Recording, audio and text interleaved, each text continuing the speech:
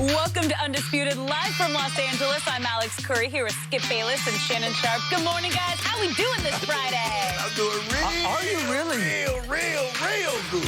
I cannot understand what happened to the phony goal last night. He had 16 points. That's like half his average. Whoa. Wait, he was 0 for 5 from 3? So you don't want to talk about it? It's LeBron we're talking about. What about those rebounds? Huh? What about he had a those bunch. rebounds? He had a bunch. What about assists? Against the tiny little... Oh, not it tiny. Tiny little Rockets. I'm feeling real good, my Super Bowl You pick. should. There we go. Yeah. Well, let's get to the game last night, the NFL game, because it is back. It took Patrick Mahomes and the Chiefs just a quarter to get going last night. Then it was all KC. The Texans were the first to score, but then it was the Chiefs who finished the game on a 34-13 run to finish the final 3 quarters. Mahomes had just over 200 yards through the air, along with 3 touchdowns on an efficient 24-for-32 night. So, Shannon, what was your biggest takeaway from last night? Well, I'm feeling good about my pick. I'd say you should. They picked right up where they left off, Skip. It's going to be very difficult to stop this team because now they can really run the football.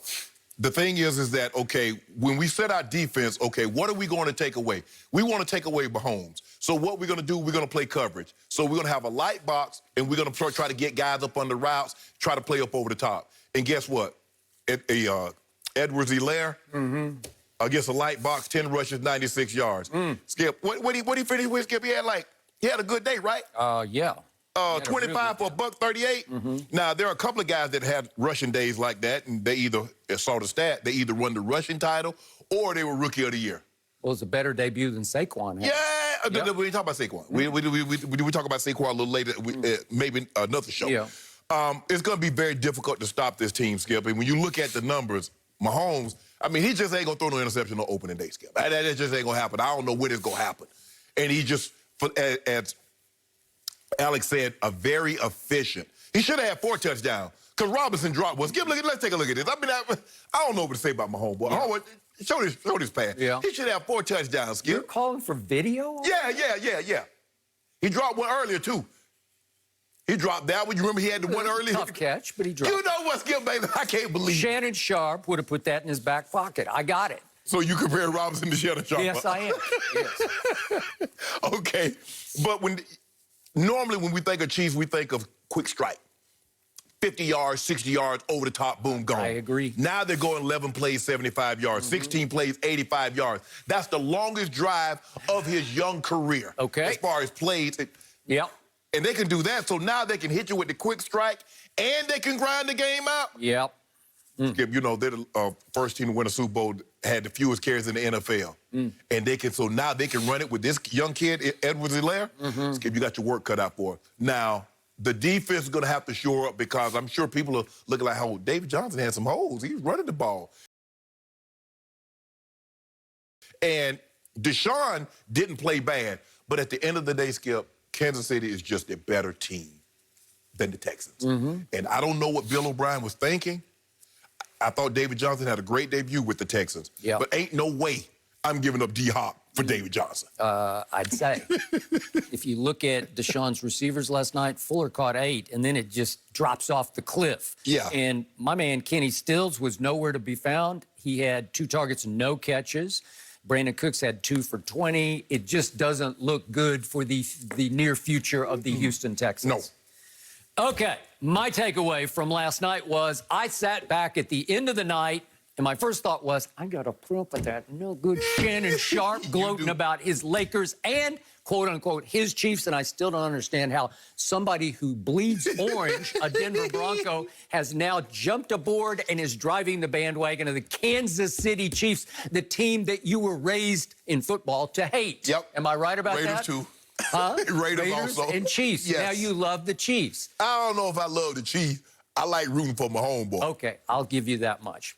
So the other thought I had at the end of the night when I sat back was, this is almost unfair. Seriously. Because I told you on the show repeatedly how much I loved Clyde Edwards-Helaire. I pushed before the draft. I was hoping Brady's new team would snatch him in the 2nd round and that Brady would have another option to toss it to or hand it to, because Clyde Edwards-Helaire can catch the football, and he was not needed to catch the ball last night, right? Nope. So, again, Andy Reid had the foresight, once again, to snatch him right up in the second round, and I knew it when I saw it on... The tail end of the first. He took last pick of the first last round. pick. I always think of it as early second. But the point was, once he snatched him, I said, Patrick Mahomes just got even better. That's hard to fathom, but he just got even better, and it was proven out last night because look what they did.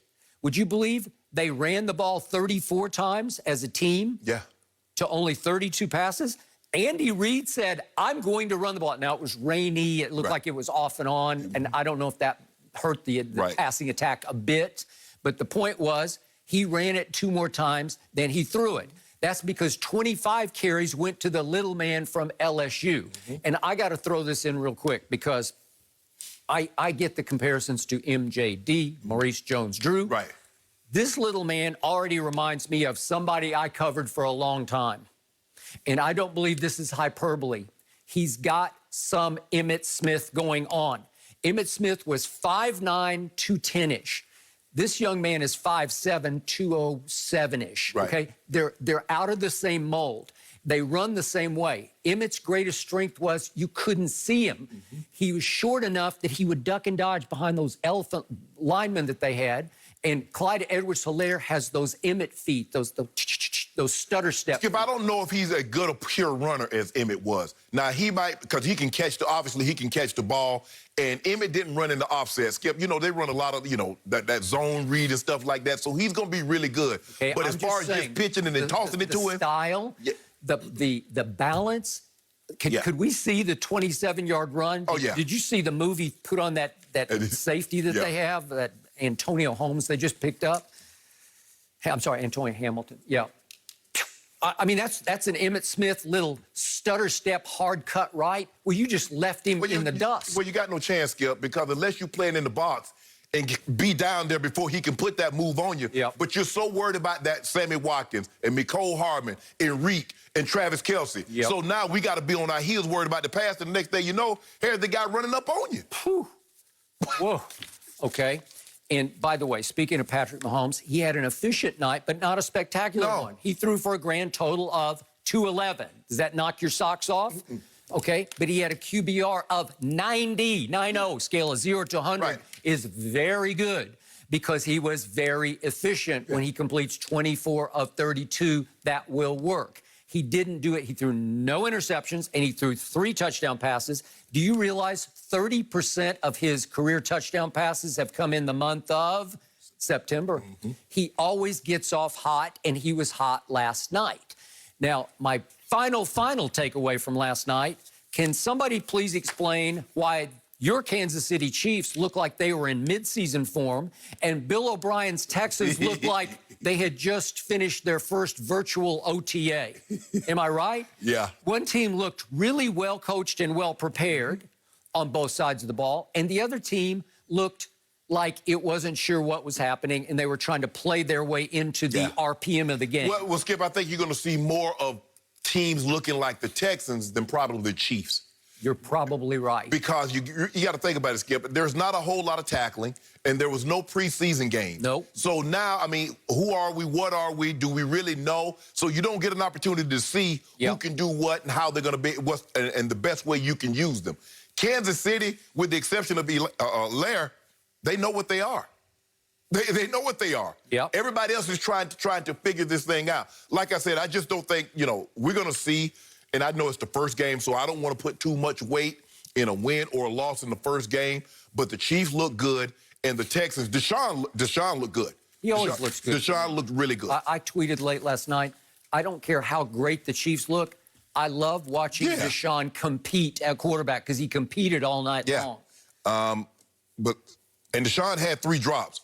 Robinson dropped 3 passes, Skip. He dropped a touchdown in the end zone, 2.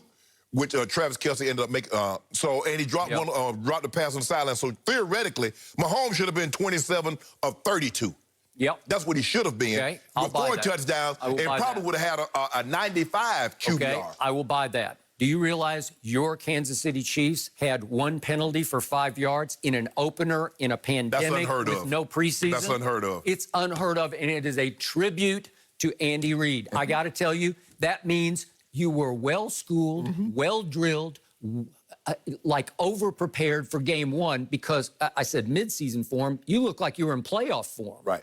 Well, Skip, no one should have really jumped off sides because, I mean, I know they had fans in the stands, but it was so sparse, they were so spread out. I mean, you could hear, I mean, you should have been able to hear everything. They had 16,000, which is not tiny, but... Yeah, 16 in the stadium that holds 80. All right, we'll get to them in just a second, but they had to start that kid, L'Jarius Sneed, at cornerback, a fourth-round pick out of Louisiana Tech, who did run 4.37, and it was clear from the start that Deshaun was going after him to fire test him, and he stood up all night, and he did pick off the one interception that Deshaun threw. Right. And it's another one, bully for the Chiefs, Steve Spagnuolo.